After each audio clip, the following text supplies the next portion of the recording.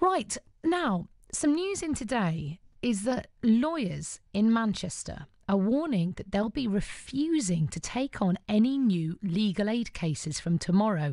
It's over government cuts to their fees. From the 1st of July, the amount that solicitors get paid for legal aid cases has gone down by almost 9%. That actually follows a similar drop about a year ago as well.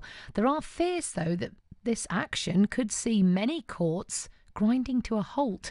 Oliver Gardner is from Howards Solicitors in Manchester. Hi, Oliver. Afternoon. Hi, good afternoon. This must have been a tough decision to make. Almost impossible. Absolutely. Because we have an obligation to our clients. We don't want to see them left in the lurch, but at the same time, we've an obligation to ourselves, to our businesses, and we've made the decision actually in the benefit of the clients, or for the benefit of the clients long term. We want to be able to continue to represent them to the best of our ability. In the short term, though, what are people going to do if they need you from tomorrow and you're not going to be there for them? Well, the duty solicitor scheme will still operate. That will provide some assistance at the police station and also some basic assistance in the court. Everyone listening will think, well, look, we've all had to tighten our belts. This is a recession. We've seen wages going down, hours go down, people's working lives have been restructured. Haven't you as lawyers just got to share that burden? Yes, I agree, and we have. And it's not about money. It's confusing to make it about money. I think it should be understood that in 20 years that I've been doing criminal legal aid law almost exclusively, there hasn't been a rise in the rates of pay. And in fact, there have been cuts. They've introduced fixed fees, which have also resulted in cuts. And we are still required to do certain types of work that we don't get paid at all for. Yeah. And then on top of all of that, we get an 8.75% cut last year.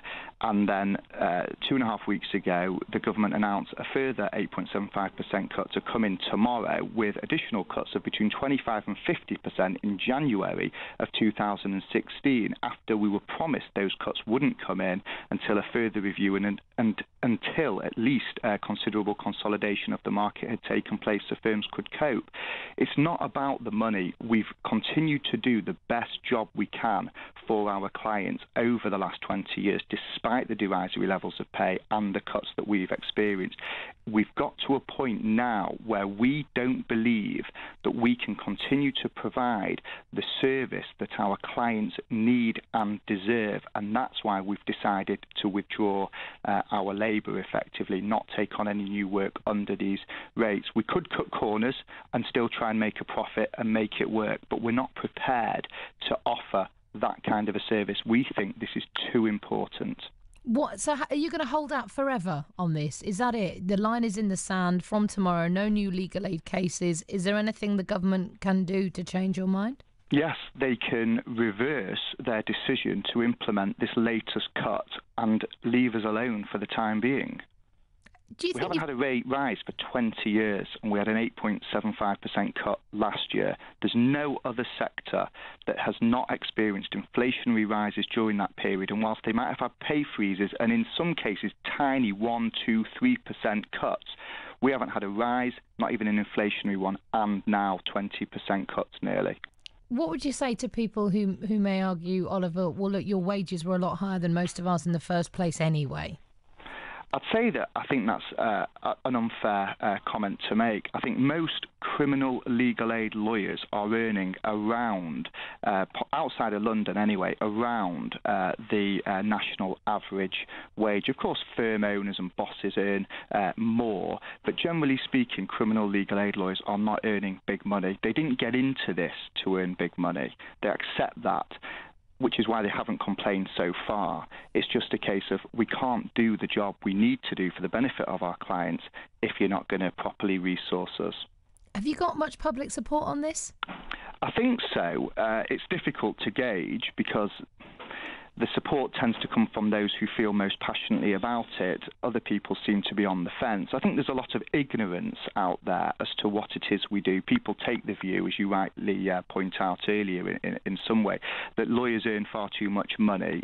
So there's that problem that we have to contend with. And also there's the perception that we represent criminals, which isn't the case. We represent children, we represent elderly people, we represent people with learning difficulties, people who don't speak the language, etc. And on the whole, those are people who are quite vulnerable. And it's not a case of just getting these people off. It's a case of working with other agencies to rehabilitate these people and to make sure that in the future their offences aren't repeated. There's a lot of work that goes into this, and it's a vital service. It has to be resourced properly.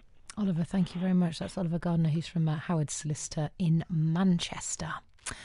Your thoughts on that, very welcome, please. What's your response? Do you support what lawyers here in Manchester and, in fact, across the country are doing? Do let me know. 81333. Start your message with the word "may."